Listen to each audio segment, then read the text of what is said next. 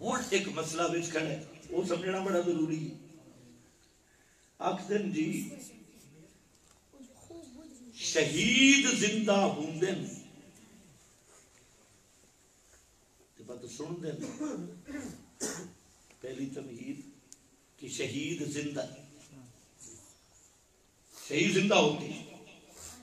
پھر مولوی صاحب کہتے ہیں شہید کی شان زیادہ ہے یا نبی کی شان زیادہ ہے؟ جی نبی کی شان زیادہ ہے. تو پھر انبیاء بھی زندہ. پھر ایک شہید تلوار کا ہوتا ہے ایک شہید عشق ہوتا ہے. تو تلوار والا شہید زندہ تو عشق والا شہید بھی زیادہ. یہ سارے قبروں والے زندے, کچھ تلوار سے مرے کچھ عشق سے مرے, یہ سارے کیا ہیں زندہ. تم زور لگا رہے ہو مردے نہیں سنتے, ہم کہتے ہیں کہ مردے ہیں ہی نہیں, یہ ہیں ہی کیا زندہ. توجہ ہے نہیں ہے ہی زندہ. بہت اچھا. یہ فیصلہ کرنا ہوگا کہ زندہ کہاں ہے. میں بھی کہتا ہوں زندہ, وہ بھی کہتا ہے لیکن زندگی کہاں کی ہے. اللہ واسطے یہ بات سنو, نیند تو آپ کو آئی ہے لیکن یہ بات سمجھو. آج کا بدعتی اور مشرک جہاں پر بھی دھوکہ دیتے ہیں اسی سے دیتے ہیں. جی شہید زندہ ہیں تو انبیاء بھی زندہ ہیں. جب زندہ ہیں تو سنتے ہیں, دیکھتے ہیں, جانتے ہیں. تو اس لیے میرا بھائی شہید پہلے یہ فیصلہ کر شہید کی زندگی کہاں ہے, پھر آگے انبیاء کی حیات کا بھی پتہ چلے گا. قرآن مقدس میں سورہ بقرہ ایک آیت وہاں ہے, ایک آیت سورہ آل عمران میں.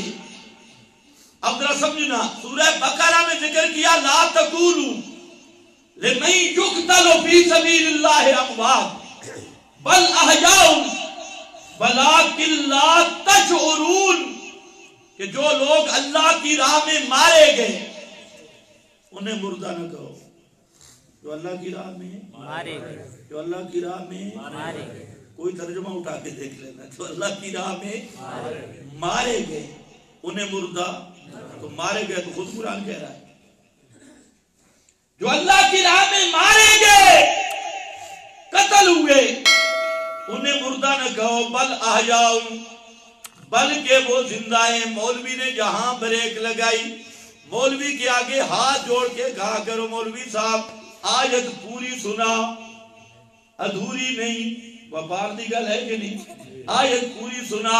مولوی کی بریک لگ گئی. بل احیاء, بل احیاء, بلکہ زندہ ہیں, بلکہ زندہ ہیں. آگے بھی آیت ہے وَلَٰكِن لَّا تَشْعُرُونَ, لیکن آتا ہے دل کے گڑبل نکالنے کے لیے. قادیانی کے پیٹ میں بھی مروڑ پڑی تھی, وہاں پر بھی فرمایا وَلَٰكِن رسول اللہ وخاتم النبیین. جہاں پر بھی لیکن علماء کہتے ہیں للاستدراج. استدراج کا معنی ہوتا ہے دل میں جو مروڑ پڑنے والی ہوتی ہے, پیر ہوتی ہے, شبہ ہوتا ہے, اس شبہ کو لیکن للاستدراج دور کر دیتا ہے. یہاں مولویوں نے ڈانس کرنی تھی. دیکھو جی بل احیاء, شہید زندہ, شہید زندہ, شہید زندہ. اللہ نے فرمایا اگے بھی مر, لیکن لا تشعرون, شہید زندہ ہے لیکن. تم بھی سمجھتے ہو لیکن, یہ لیکن مولوی نہیں سناتا بھائی, اس کو کہو پورا پڑھ لیکن لا تشعرون. ان کی زندگی ایسی ہے جو تمہارے شعور میں آ نہیں سکتی. ان کی زندگی ایسی ہے تمہارے شعور میں آ نہیں سکتی. شعور کہتے ہیں جو حواس خمسہ سے علم آئے وہ شعور ہے. فرمایا وہ زندگی ایسی ہے سمجھنے والے مفسرین نے تو یہاں بھی تفسیر کر دی کہ یہ لیکن لا تشعرون والا جملہ کیوں آیا. علامہ بیضاوی لکھتے ہیں تنبیہ علی ان حیاتہم لیست بالجسد. اللہ نے جو لیکن لا تشعرون کا جملہ ذکر کیا اس کا اللہ بتلانا چاہتی ہے کہ اس کا مطلب ہے اس جسم والی زندگی نہیں. یہی بات علامہ سیالکوٹی نے لکھی اور یہی بات حضرت نانوتوی نے لکھی آب حیات میں. دیوبند کے بانی نے لکھی فرمایا شہید اور مومن کی روح کا اس بدن کے ساتھ کوئی تعلق نہیں ہوتا.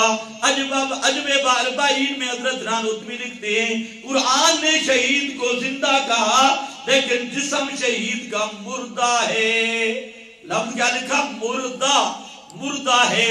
یہ وہاں پر لکھا ہے. تو یہاں پر علامہ روح المعانی والا علامہ آلوسی ابو حیان الاندلسی نے یہاں پر لکھا مفسر نے شہیر مفسر احیاء دون اجسادہم زندہ ہے لیکن یہ جسم زندہ نہیں ہے.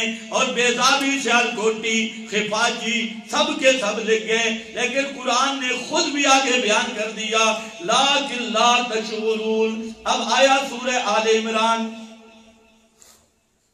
توجہ ہے جی اور سمجھ رہے ہو کہ نہیں؟ پھر دوبارہ ذکر کیا اور فرمایا لا تحسبن الذین قتلوا فی سبیل اللہ امواتا آگے بل احیاء عند ربہم بل احیاء عند. اور بقرہ میں کیا تھا؟ بل احیاء ولیکن لا تشعرون تمہیں شعور نہیں.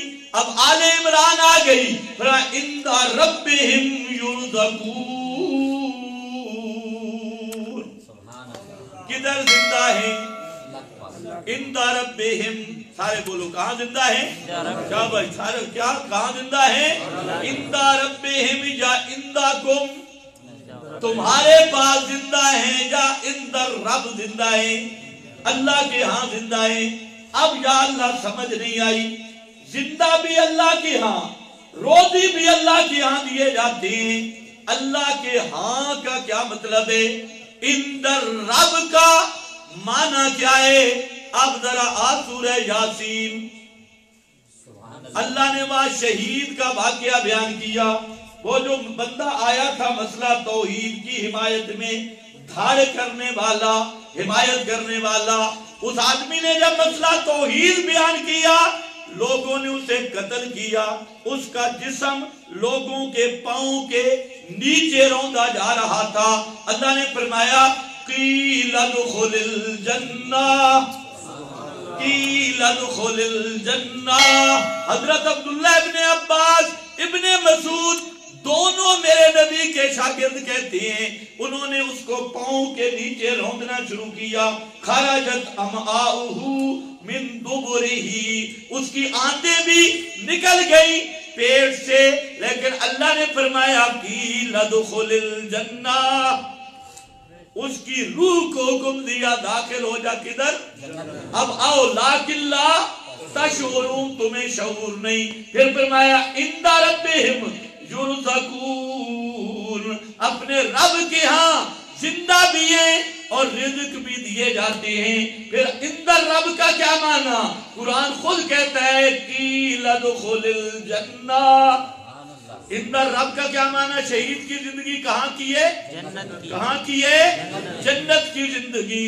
پھر سورۃ الفجر بولی فرمایا یا ایتھا النفس المطمئنہ ارجعی الی ربک راضیۃ مرضیہ فادخلی فی عبادی وادخلی جنتی.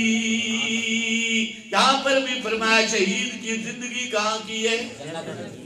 تو اس میں تو کوئی شک نہیں شہید زندہ پر ہیں کہاں؟ اونچے بولو اونچے بولو.